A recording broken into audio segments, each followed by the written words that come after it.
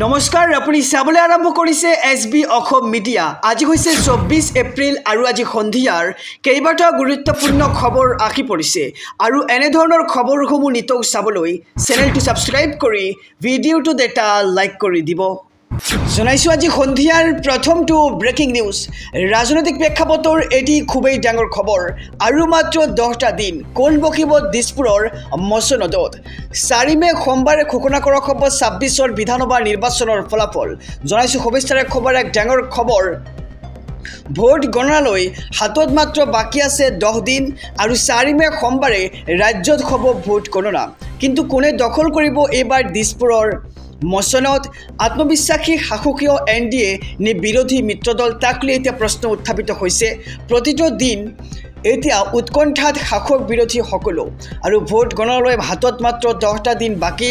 4 মে সোমবাৰে ৰাজ্যত হ'ব ভোট গণনা, কিন্তু কোনে এইবাৰ দখল কৰিব দিছপুৰৰ মছনত, তাক লৈ এতিয়া প্ৰশ্ন উত্থাপিত হৈছে।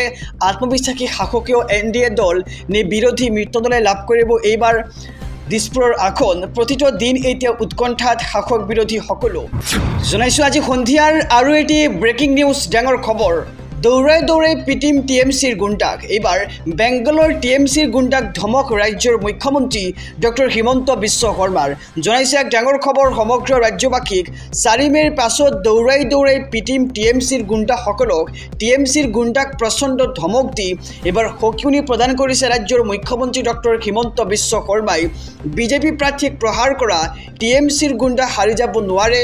4 মেৰ বেংগলত বিজেপি চৰকাৰ অহাৰ পিছতে হ'ব এই একশ্যন আৰু 4 মেৰ পিছত হিচাপ লোৱা হ'ব TMCৰ গুণ্ডাসকলৰ। দৌৰাই দৌৰাই মাৰিব লাগিব বিজেপি প্ৰাৰ্থীক প্ৰহাৰ কৰা গুণ্ডাক আৰু এইবাৰ ধমক দি বিস্ফোৰক মন্তব্য কৰিছে ৰাজ্যৰ মুখ্যমন্ত্ৰী ডক্টৰ হিমন্ত বিশ্ব শৰ্মাই। মমতা আৰু TMCৰ গুণ্ডাক সকিয়নি দি বিস্ফোৰণ এইবাৰ হিমন্ত বিশ্ব শৰ্মাৰ।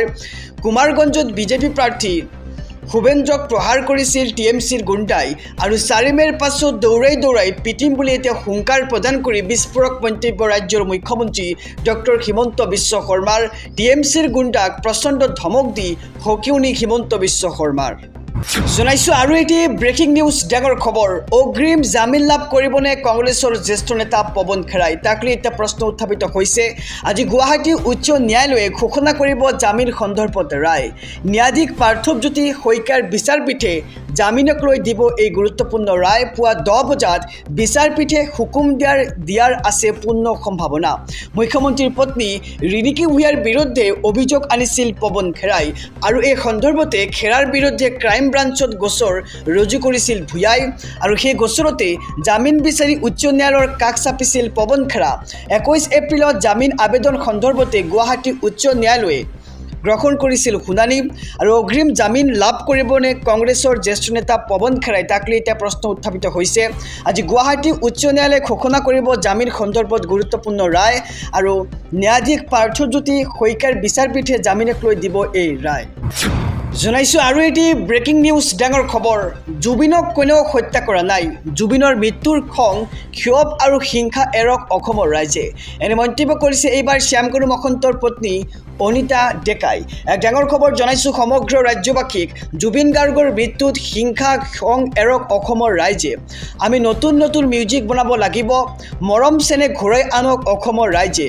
হিংসা বিদ্বেষ পৰিহাৰ কৰক সকলোৱে আৰু জুবিনক কোনেও হত্যা কৰা নাই বুলি মন্তব্য কৰিছে শ্যামকানু মহন্তৰ পত্নীয়ে।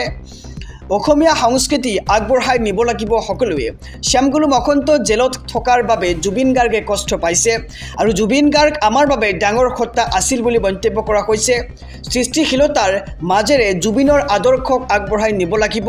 শ্যামকানু মহন্তই জামিন পাব বুলি আমি আশাবাদী। শ্যামকানুৰ লগত প্ৰতিটো মুহূৰ্তত আছিল জুবিন গাৰ্গ আৰু 7 মাহ জেলত থকাটো সহজ কথা নহয় বুলি মন্তব্য কৰিছে শ্যামকানু মহন্তৰ পত্নীয়ে। জুবিন গাৰ্গক হত্যা কৰাৰ কোনো প্ৰমাণ নাই আৰু জুবিন গাৰ্গৰ ঘনিষ্ঠ বন্ধু আছিল শ্যামকানু মহন্ত। মন্তব্য শ্যামকানু মহন্তৰ পত্নী অনিতা ডেকা মহন্তৰ। জুবিন গাৰ্গৰ মৃত্যুত হিংসা খং এৰক অসমৰ ৰাইজে। এনে মন্তব্য কৰিছে এইবাৰ শ্যামকানু মহন্তৰ পত্নী অনিতা ডেকা মহন্তই। জনাইছো আৰু এটি ব্ৰেকিং নিউজ, ডাঙৰ খবৰ। পুনৰ আৰক্ষীৰ জালত পৰিছে ভিক্টৰ দাস। দদৰা আৰক্ষীয়ে ধৰি আনিলে ভিক্টৰ দাসক।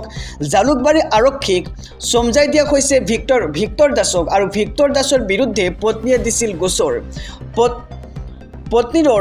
পত্নীৰ গোচৰৰ ভিত্তিত এইবাৰ জালুকবাৰী আৰক্ষীয়ে আটক কৰিছে ভিক্টৰ দাসক পুনৰ আৰক্ষী জালত পৰিছে এইবাৰ ভিক্টৰ দাস কিয় গোচৰ ৰুজু কৰা হৈছে সেয়া এতিয়ালৈকে স্পষ্ট হোৱা নাই দদৰা আৰক্ষীয়ে ধৰি আনিলে ভিক্টৰ দাসক আৰু জালুকবাৰী আৰক্ষীক সমজাই দিয়া হৈছে ভিক্টৰ দাসক মুকলি আকাশৰ তললৈ আহিব নেকি শ্যামকানু মহন্ত জামিনক লৈ 30 এপ্ৰিলত আহিব চূড়ান্ত ৰায় এক ডাঙৰ খবৰ জনাইছো সমগ্ৰ ৰাজ্যবাসীক মুকলি আকাশৰ তললৈ আহিব নেকি শ্যামকানু মহন্ত 30 এপ্ৰিলত আদালতে ঘোষণা কৰিব জামিনৰ চূড়ান্ত ৰায় আজি সম্পন্ন হৈছে জামিন আবেদনৰ চূড়ান্ত শুনানি ফাষ্ট ট্ৰেক আদালতত সম্পূৰ্ণ হৈছে শুনানি আৰু জুবিন গাৰ্গৰ ঘটনাই ন্যায় পাবই লাগিব জামিন লাভ কৰিলেই হাৰি যাব নেকি শ্যামকানু মহন্ত তাক লৈ এতিয়া প্ৰশ্ন উত্থাপিত হৈছে শ্যামকানু মহন্তৰ বিৰুদ্ধে অধিবক্তাই দাঙি ধৰিছে ডাঙৰ তথ্য মুকলি আকাশৰ তললৈ আহিব নেকি শ্যামকানু মহন্ত তাক লৈ এতিয়া ডাঙৰ প্ৰশ্ন উত্থাপিত হৈছে